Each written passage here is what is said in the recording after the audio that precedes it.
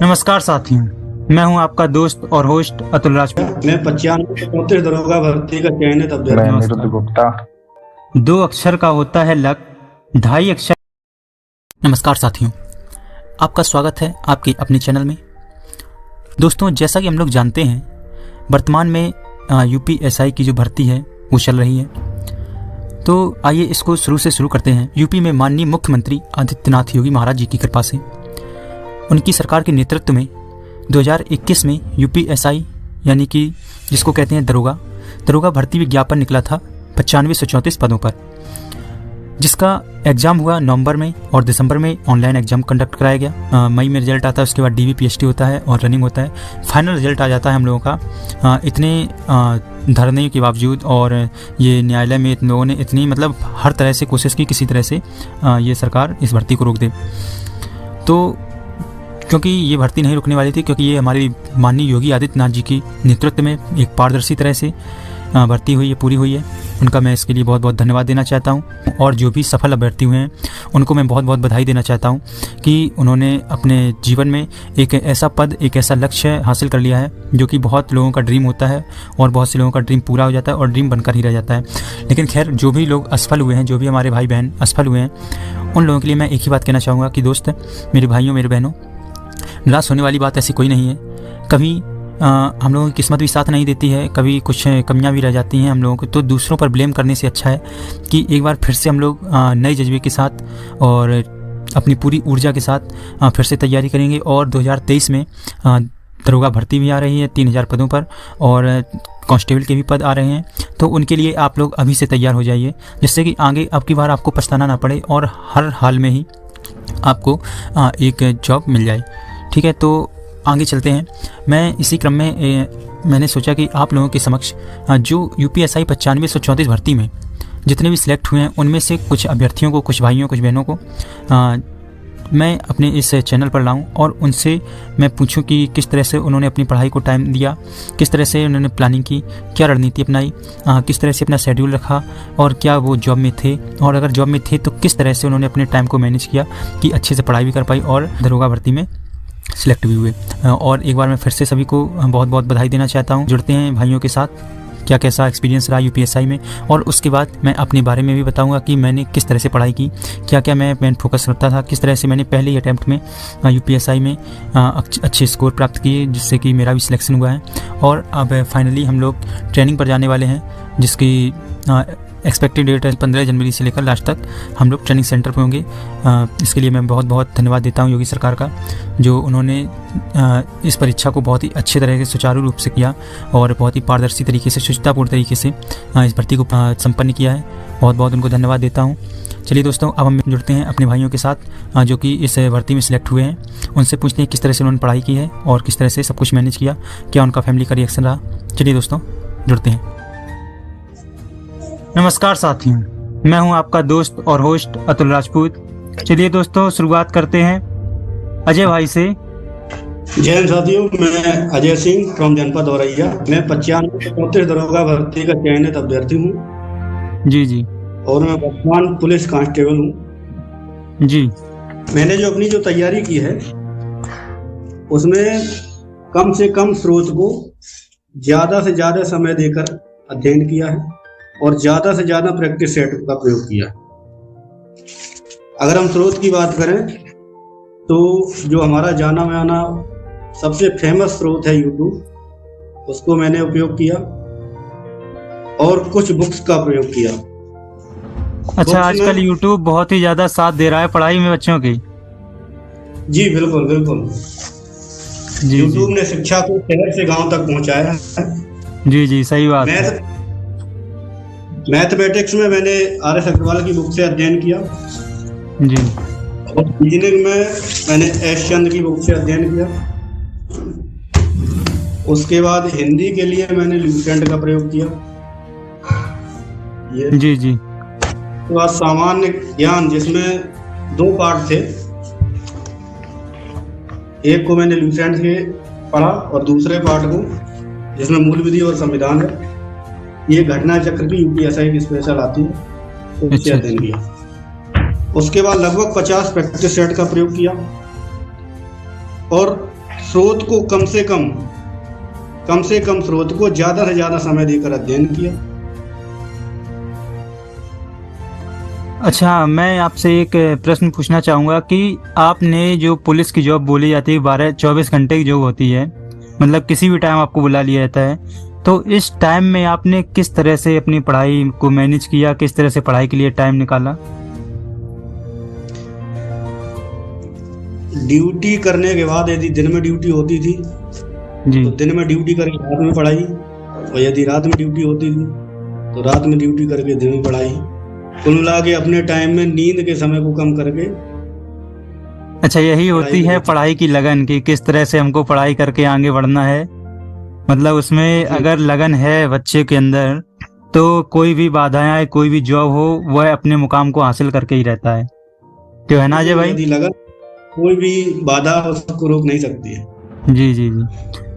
अच्छा, और आपने ये क्या स्ट्रेटजी अपनाई थी, मतलब कब आप टेस्ट करते थे और कब बुक्स का जो आपने नोट्स बनाए होंगे उनका कब रिवीजन, कैसा क्या शेड्यूल रखा था? स्टार्टिंग में मैंने टेक्स्ट बुक से अध्ययन किया जी, और उसके बाद जब हमने एक बार अध्ययन कर लिया, उसको एक आध बार और रिवाइज किया, उसके बाद मैंने प्रैक्टिस सेट लगाने शुरू किए और लगभग ऑनलाइन और ऑफलाइन सभी को मिला करके लगभग 50 प्रैक्टिस सेट से अध्ययन किया। जी जी। तो प्रैक्टिस सेट में जैसे कि आपके जो एनालिसिस करते थे तो उसमें एनालिसिस फिर किस प्रकार से आपने किया और कैसे सब्जेक्ट वाइज फोकस किया?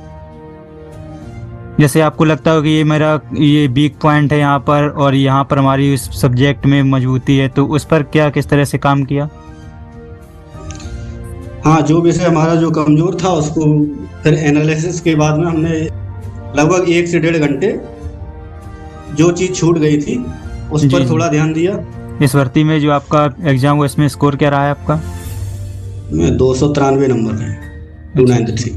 जी, तो एक और हम आपसे क्वेश्चन पूछना चाहेंगे कि जैसे आप पढ़ाई करते थे, एक तो ये पुलिस की जॉब ऐसी होती है कि उसमें माइंड बहुत ही मतलब तनावपूर्ण रहता है, कहीं किसी भी मतलब हर तरह से आदमी मिलते हैं, तो अपने आप को पढ़ाई के लिए आप मोटिवेट कैसे रखते थे ऐसे माइंड सेट होते हुए भी? उसमें मोटिवेशन की कोई जरूरत ही नहीं है, जब हमारा उद्देश्य है कि दरोगा बनना है तो बनना है। नहीं, बहुत से लोग बोलते हैं कि अगर कुछ मोटिवेशन मिल जाए तो पढ़ाई चलती रहती है, इस हिसाब से कुछ आपको लगाओ। नहीं, मोटिवेशन की हमें तो कोई जरूरत नहीं पड़ती कि हमारा उद्देश्य है कि जब दरोगा बनना है तो मोटिवेशन की हमें कोई जरूरत नहीं, सही बात है। अगर अपने दिल में कोई इच्छा है, अगर उसमें ही लगन लगी रहे तो निश्चित अंते मोटिवेट, ये तो केवल एक कहने की बात होती है। अच्छा, और ये जरा कुछ अपने भाइयों को रनिंग टिप्स देना चाहेंगे किस प्रकार से, क्योंकि बहुत लंबी दौड़ होती है, 5 किलोमीटर लगभग मांगी जाती है, तो किस तरह से रनिंग, कोई टिप्स? रनिंग के लिए मैं तो कहना चाहूँगा कि स्टार्टिंग के समय में ज़्यादा फास्ट ना दौड़ें, बिल्कुल धीरे धीरे, और जितने लंबे समय तक आप दौड़ सकते हैं। मतलब लंबे समय तक दौड़ते रहना है? ज़्यादा लंबे समय तक दौड़ना है और बिल्कुल स्लो स्लो। अच्छा अच्छा। जब लगे कि हाँ हम पूरी तरीके से तैयार हो गए हैं, लगभग 15-20 दिन बाद, फिर आप जो है हफ्ते में 1 या 2 दिन आप फुल स्पीड में दौड़िए, बाकी टाइम आप मौज मस्ती से बिल्कुल स्लो स्लो लंबे समय तक। अच्छा, और आपने क्या ये शायद मेरे हिसाब से कोई कोचिंग तो ज्वाइन करी नहीं होगी, क्योंकि आपके पास टाइम ही इतना लिमिटेड होगा कि कुछ कोचिंग के लिए हमारे पास टाइम ही नहीं था। अच्छा, एक लास्ट और आपसे क्वेश्चन पूछना चाहेंगे कि जब आपका जो फाइनल मेरिट आई थी हम लोगों की, फाइनल जो रिजल्ट आया था 12 जून को, उसमें जब आपने अपना रोल नंबर देखा होगा तो क्या फीलिंग आपको हुई और क्या आपकी फैमिली का रिएक्शन हुआ? उस समय की फीलिंग को तो हम शब्दों में बयां नहीं कर सकते हैं। अच्छा अच्छा, वो मैं भी समझता हूँ क्योंकि मैं भी एक सिलेक्टेड हूँ, तो मैं भी आपकी ये फीलिंग समझ सकता हूँ। अच्छा, आपके फैमिली का रिएक्शन क्या था? फैमिली का रिएक्शन तो बहुत अच्छा था। चलिए, धन्यवाद अजय जी। अब हम चलते हैं अनिरुद्ध भाई के पास। नमस्कार सभी को, जय हिंद। मैं अनिरुद्ध गुप्ता उत्तर प्रदेश के छोटे से शहर औरैया से हूँ। जी जी। और भगवान की कृपा से मुझे भी सौभाग्य मिला है कि यूपीएससी के 95-34 में एक मैं भी सिलेक्टेड कैंडिडेट हूँ। बहुत बहुत बधाई हो आपको। आपकी एजुकेशन कहाँ से हुई थी? 10th 12th और ग्रेजुएशन? 10th और 12th मेरी गवर्नमेंट कॉलेज से हुई है, पास के जनता इंटर कॉलेज से, और ग्रेजुएशन भी ऐसे ही लोकल कॉलेज से की है मैंने। कि बॉल मार्क्स भी मेरे एवरेज स्टूडेंट की तरह आए हैं। अच्छा अच्छा। मैं एवरेज स्टूडेंट ही रहा हूँ शुरू से, तो ऐसा कुछ नहीं है कि आप अगर शुरुआत से टॉपर रहे हैं तो ही आपको जॉब मिलेगी या तो ही आपके पास। आजकल तो ऐसा भी बहुत देखा जाए कि टॉपर लोग रास्ते पर चप्पलें चढ़का रहे हैं और एवरेज बच्चा जो है वो आगे पढ़ के आगे निकल जाता है। और क्या आपने ग्रेजुएशन के आगे भी कोई पढ़ाई जारी रखी थी या फिर इसके बाद आप जॉब की तरफ, कंपटीशन की तरफ मूव कर लिया? नहीं, मैंने ग्रेजुएशन ही फाइनल किया है। उसके बाद मैंने बस ये कंपटीशन की तैयारी की है। एक्चुअली ग्रेजुएशन के साथ साथ ही मैंने शुरू कर दिया था फाइनल ईयर में ही, तो मेरा हो भी गया था, लेकिन उस समय थोड़ा फिजिकली एक्टिव नहीं था तो रनिंग आउट हो गया था मैं कांस्टेबल की जॉब के लिए। जी जी। अभी फिलहाल आप कोई जॉब में हैं या फिर? जी, अभी मैं इंडियन रेलवे में हूँ, जॉब कर रहा हूँ। 2019 से 3 साल हो गए मुझे भी जॉब करते हुए। कहाँ पर पोस्टेड है? मेरी पोस्टिंग आगरा पे। अच्छा अच्छा।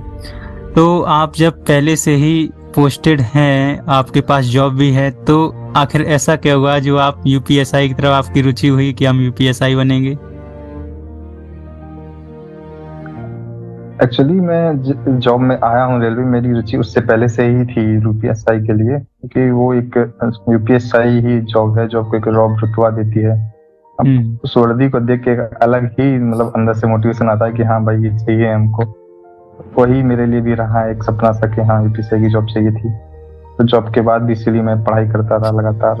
अभी से वेट कर रहा हूँ। कोरोना काल के टाइम पे थोड़ा डिमोटिवेट भी हुए कि मिलेगा मौका, नहीं मिलेगा, जॉब में इतने टाइम हो जाएगा, पढ़ाई कर भी पाएंगे या नहीं कर पाएंगे। लेकिन फाइनली मौका मिला और यहाँ पे है। अच्छा, और आपकी ये जो रेलवे की जॉब है वो कितने घंटे की होती थी करीब? मैं ग्रुप डी में हूँ, पॉइंट्स में हूँ। यहाँ पे 12 घंटे की जॉब है।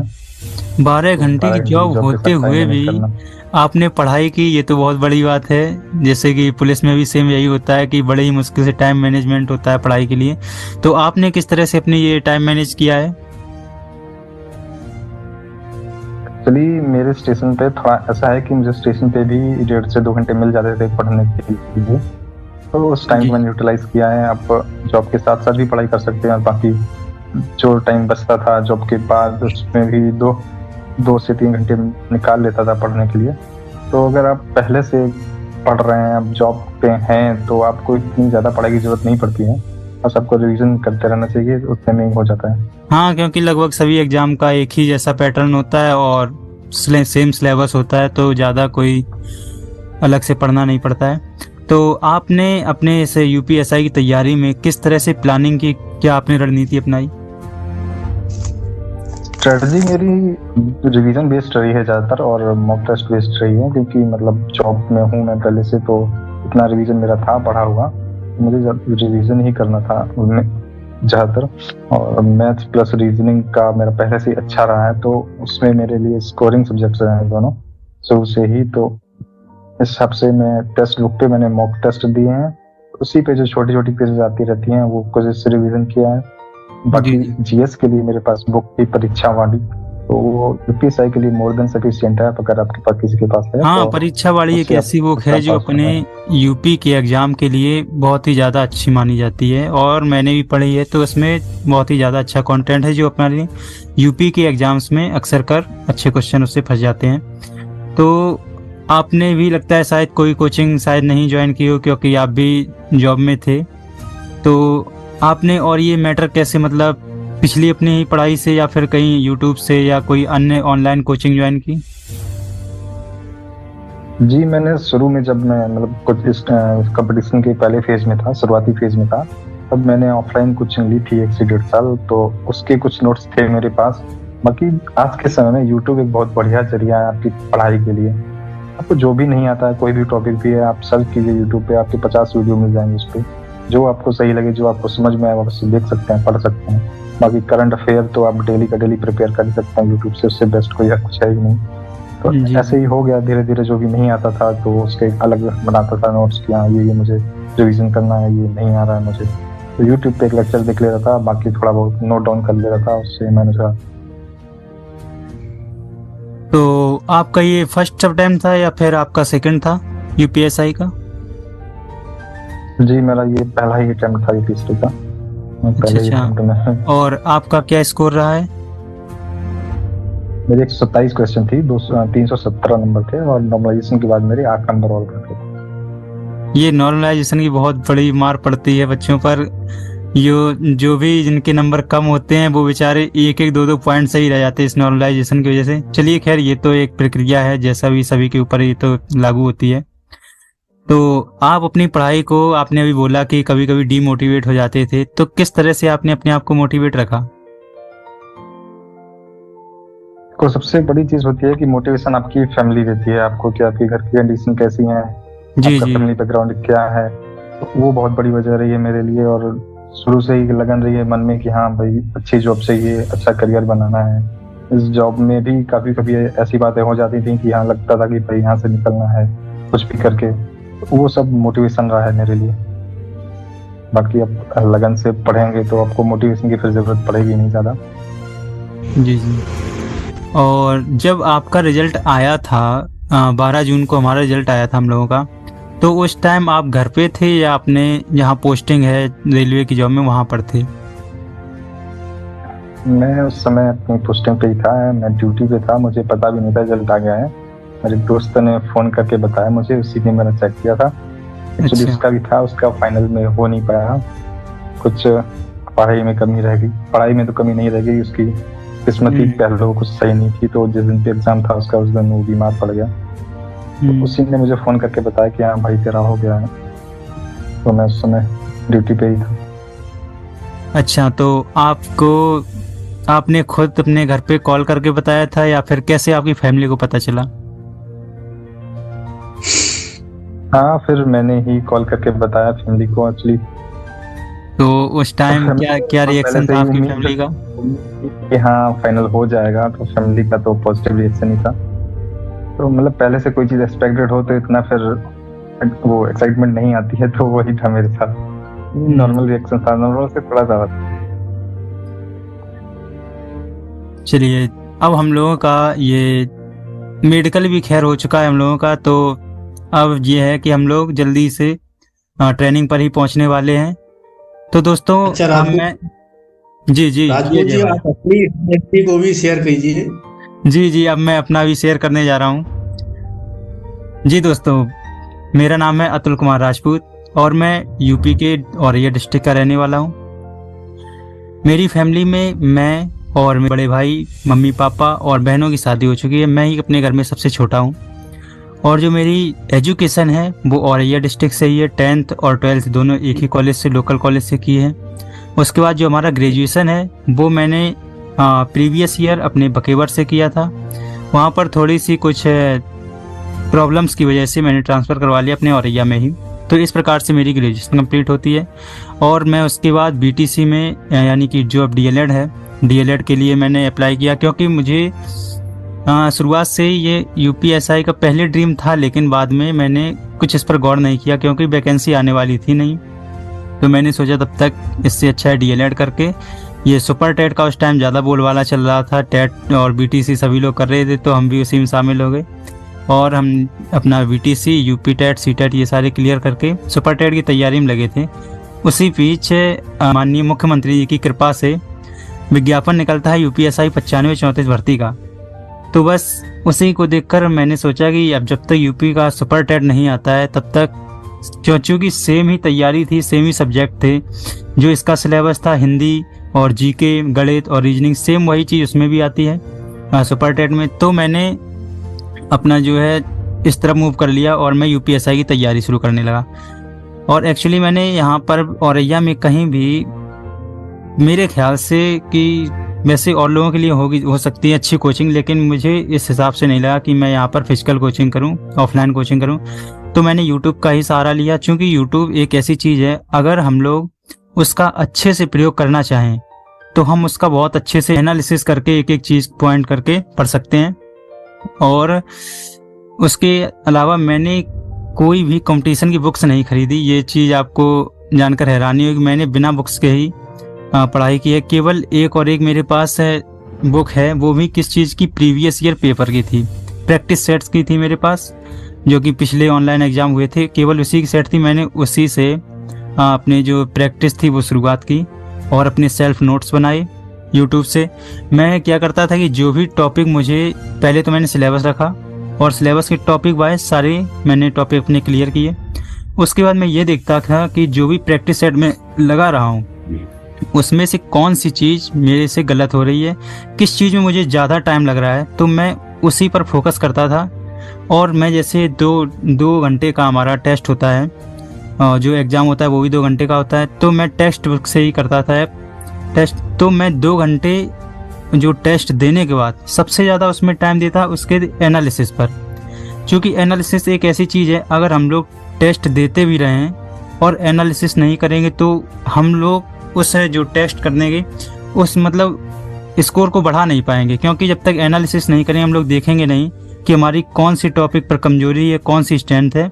उस चीज़ को मैं एनालिसिस करके जहाँ पर हमारी कमजोरी होती थी उसी को मैं फोकस करता था। और इस प्रकार से मैंने अपने हर टॉपिक को अच्छे से क्लियर किया और जो भी टॉपिक कमज़ोर थे उनको मजबूत कर लिया। अब मैं ये देखता था कि मैंने सबसे चीज़ ये देखी कि हमारे सिलेबस में जो भी टॉपिक हैं उनमें से कौन से टॉपिक से कितने क्वेश्चन आ रहे हैं, कौन सब्जेक्ट से कितने क्वेश्चन आ रहे हैं। उसी हिसाब से मैंने अपने जो टाइम था उसको मैनेजमेंट किया। चूँकि मैं बिल्कुल प्योर बेरोजगार हूँ, बिल्कुल काम धंधा नहीं करता हूँ, सीधा पड़ा रहता हूँ बस, तो मेरे पास पूरा 24 घंटा टाइम था। तो मैं उसी 24 घंटे को इसी हिसाब से बांट रखा था कि मुझे किस सब्जेक्ट को कितना टाइम देना है, किस सब्जेक्ट को कितना टाइम देना है। जो भी सब्जेक्ट से ज़्यादा क्वेश्चन आते थे, जैसे पॉलिटी हमारा है, यहाँ पर पॉलिटी सबसे सर्वाधिक क्वेश्चन आते हैं, तो मैंने सबसे ज़्यादा टाइम पॉलिटी को दिया था। और हिंदी और रीजनिंग मैथ ये तो मान लो है ही पूरे सब्जेक्ट। जीके में ही ऐसी चीज़ है जो ज़्यादा सब्जेक्ट आते हैं, तो मैंने उसी में टाइमिंग बांट रखी थी कि जो जितने क्वेश्चन आएंगे उसी हिसाब से उसको टाइमिंग देती। तो इस प्रकार से मैंने अपना जो है पूरी सिलेबस की प्लानिंग की। और स्ट्रेटजी में ये अपनाता था, मैंने मंडे से लेकर फ्राइडे तक का एक शेड्यूल रखता था। और सैटरडे को मेरा था कि जितना भी मैंने मंडे से फ्राइडे तक पढ़ा है, सैटरडे को मैं उसका रिवीजन करता था। और संडे को टेक्स्ट बुक के द्वारा मैं टेस्ट देता था और उसका एनालिसिस, पूरा मेरा संडे इसी में जाता था। और एनालिसिस के बाद जो भी कमियां होती थी मैं उसी पर फोकस करता था। तो और दूसरी चीज़ ये थी कि जब भी जैसे मैंने मंडे को कोई चीज़ पढ़ी, कोई टॉपिक पढ़ा, तो जब मैं ट्यूसडे को आता था, मंगलवार को आता था, तो पहले 10 मिनट उसी जो प्रीवियस है, जो हमारा मंडे का टॉपिक था, उसको 10 मिनट में रिवाइज कर लेता था एक निगाह से। उसके बाद अगले 50 मिनट मैं आगे का पढ़ता था। सेम यही प्रोसेस मेरी चलती रहती थी, अच्छे से हर सब्जेक्ट की तैयारी होगी। और हाँ, मेरा भी ये पहला ही अटैम्प्ट था, क्योंकि जब उस टाइम पे 2016 में भर्ती आई थी, उस टाइम मेरी एज भी नहीं हुई थी और ग्रेजुएशन भी कंप्लीट नहीं था। तो ये मेरा भी पहला अटैम्प्ट था। स्कोर मेरा जो क्वेश्चन बन रहे थे वो 129 क्वेश्चन सही थे। और जब नॉर्मलाइजेशन के बाद हमारा स्कोर आया तो 310 नंबर आए थे। और एक्चुअली जो रियल थे वो 322.5 थे, नॉर्मलाइजेशन के द्वारा 310.9 रह गए थे। तो इस तरह से मेरा किसी भी तरह मेरिट में नाम रह गया। और जब हम लोगों का ये आया था रिजल्ट 12 जून को, तब मैं सेम इसी जगह पर बैठा हुआ था और बगल में पापा भी लेटे थे, तो और मम्मी गई थी ननिहाल में, तो मैं ही घर पे था और भाई थे।